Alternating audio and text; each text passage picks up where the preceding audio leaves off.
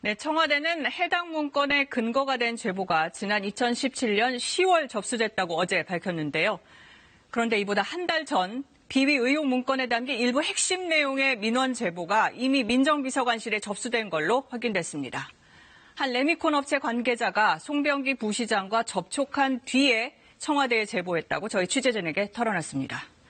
검찰은 알려진 내용을 전했을 뿐이라는 송 부시장 말과 달리 김기현 당시 시장에 대한 의혹이 수사로 이어지도록 하려는 의도가 있었는지에 주목하고 있습니다. 방준원 기자의 단독 보도입니다. 김기현 전 울산시장 관련 비위 의혹을 청와대 행정관에게 최초 제보한 사람으로 지목된 송병기 울산시 부시장.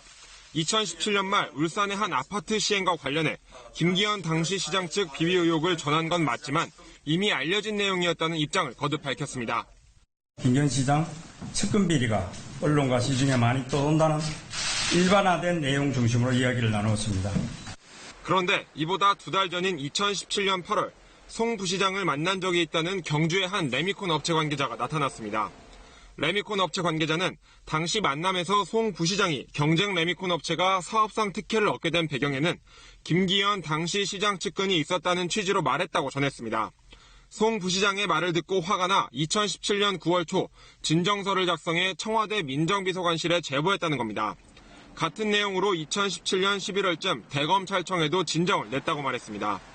레미콘 업체는 이후 청와대에서는 제보가 공정위로 이첩됐고 대검에서는 울산지검으로 이첩됐다는 회신을 받았습니다. 해당 레미콘 업체의 제보 내용은 2018년 3월 울산시청을 압수수색했던 경찰의 수사 착수 배경과 일치합니다. 레미콘 업체의 진정 내용은 오늘 송 부시장이 밝힌 아파트 건설 관련 의혹과는 전혀 다른 내용이고 실제 경찰 수사로까지 이어진 건입니다. 검찰은 레미콘 업체 관계자를 불러 송 부시장과의 만남에서 무슨 얘기를 들었는지, 선거 관련 얘기가 있었는지 등을 확인할 예정입니다. KBS는 이와 관련해 여러 차례 전화와 문자 메시지를 통해 송 부시장의 해명을 요청했지만 연결되지 않았고 송 부시장의 정당한 반론이 오면 반영할 예정입니다. KBS 뉴스 방준원입니다.